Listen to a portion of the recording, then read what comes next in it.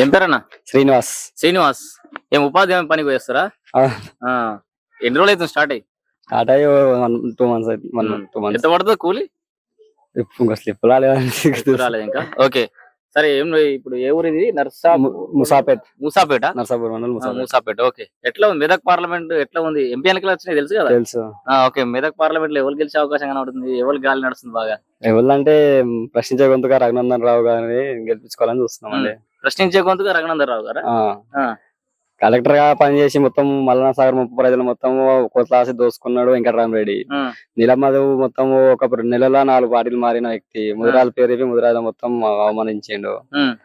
ఇక రఘునందరావు ఒకడే కొట్లాడతాడు. దీనికోసమైనా నీళ్ళ కోసమైనా దేనికోసమైనా మాట్లాడగల సత్తా ఆయనకు ఉంది. అంటే ఈ ముగ్గురిట్లలో ఈయనే బెస్ట్ బెటర్ అంటూ? బెటర్ అంతే. అంతేనా? అంతే. రఘునందన్ రావు ఏం చేసిండు? ఆయన గురించి మొత్తం ఐడియా ఉందా నీకు? ఏం చేసినది ఎందుకు వెళ్ళాడు? చాలా చేసిండు. ఇప్పుడు అంటే ఇప్పుడు మెదక్ పార్లమెంట్ లో నువ్వు అన్నట్టుగా వెంకటరామరెడ్డి కలెక్టర్ గా పనిచేసి చాలా మంది పరిచయాలు ఉన్నాయి. అయితే ఇప్పుడు నేను ఏమంటున్నా అంటే, సరే వెంకటరామరెడ్డి ముచ్చట విడిచిపోయాడు. అక్కడ అవతల ఉన్నది కేసీఆర్. కేసీఆర్ పార్టీ నుంచి ఉన్నాడు. 10 ఏళ్ళు ముఖ్యమంత్రి చేసిన కేసీఆర్ పార్టీ నుంచి 10 ఏళ్ళు ఉండి చేస్తే ఎందుకు ఓడిపోతాడండి? ప్రజలు మంచి చేస్తే ఎందుకు ఓడిపోతాడు? ప్రజలు నచ్చకనే కదా ఓడగొట్టింది. ఇప్పుడు మళ్ళీ కావాలి కేసీఆర్ కావాలని ఏడుతూరు ఊర్లో కూడా జనాలు అంటున్నాయి. ఎవరు ఆయన అంటే అది అయిపోతుందా? అనుకోలే. ఎవరో తెలిస్తే ఒకసారి ఊళ్ళకి వచ్చి తెలుస్తా అయిపోతుంది. ఎవరు చెప్పారు ఆయన ఊరాలు అనుకుంటున్నాను. ఎవరు అనుకోవట్లేదు. ఏదో చూసినా మోడీ మోడీ మోడీ పేరు మీద మోడీ. ఇప్పుడు కేసీఆర్ అప్పుడు ఎట్లా ఉండే, ఇప్పుడు మోడీ తర్వాత ఎవరు నిలబడా సరే ప్లేస్ లో అంటే ఎంపీకి ఎవరు నిలబడా సరే బీజేపీ తరఫున వాళ్ళకి ఓట్లు వేస్తామని ప్రజలు నిర్ణయించుకోరు. మోడీ గాడు పంతగా నడుతుంది ఇక్కడ. ఎందుకు నడుస్తుంది అండి? ఎంత నడుస్తుంది? ఎందుకు నడవదు ఊళ్ళలో? ఏంది ఇప్పుడు కేసీఆర్ ఏమంటే ఒక 13-14 సీట్లు బీఆర్ఎస్ గెలుస్తుంది, నాకు అన్ని సీట్లు ఇరి పేగులు దిగదా కొట్లాడతా అంటుండే. ఇప్పుడు మళ్ళీ ఏం చేస్తాడు?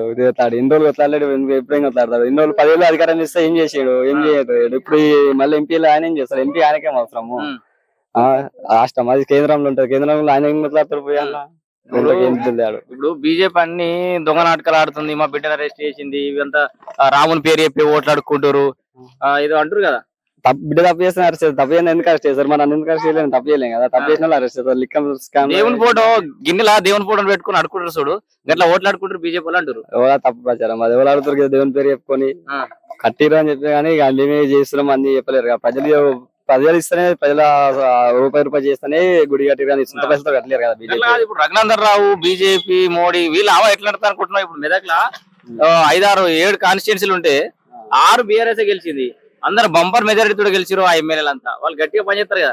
గెలిచిన ఏం లాభండి? ఇప్పుడు అధికారం లేదు, గెలిచిన వాళ్ళు ఏం పని చేస్తలేరు. ఒకళ్ళు ఇప్పటివరకు గెలిచిన నర్సాపూర్లో గెలిచిన సుందరెడ్డి ద్వారా పతాక లేదు. వాళ్ళ ఏ ఊరికి వస్తలేదు, ఏం చేస్తలేదు. ఏం గెలిచిన లాభం? వాళ్ళు సొంత లక్ష్మారెడ్డి ఆమె ఏం చేస్తలేదా?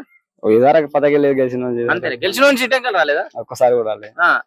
ఏం అభివృద్ధి కార్యక్రమాలు, ఏం శంకుస్థాపనలు, కథా కార్ఖానా ఏం లేవు. ఏం లేదు. అంతేనా? అంతే. ఓకే. సో మొత్తానికి రఘునందన్ రావు బీజేపీ నుంచి గెలుస్తాడంటూ డౌటే లేదు? అలా డౌటే లేదు. మెజార్టీతో గెలుస్తాడు. భారీ మెజార్టీతో గెలుస్తాడా? ఎందుకంటే మరి రఘునందన్ రావు గెలుస్తాడు లేదో డౌట్ ఉన్నదా అని అంటారు. అట్లా ఎవరు వేరేటోళ్ళు డౌట్ లేదు. డౌటే లేదు రఘునందన్ రావు మెదక్ పార్లమెంట్ నుంచి గెలుస్తాడు. అంతే.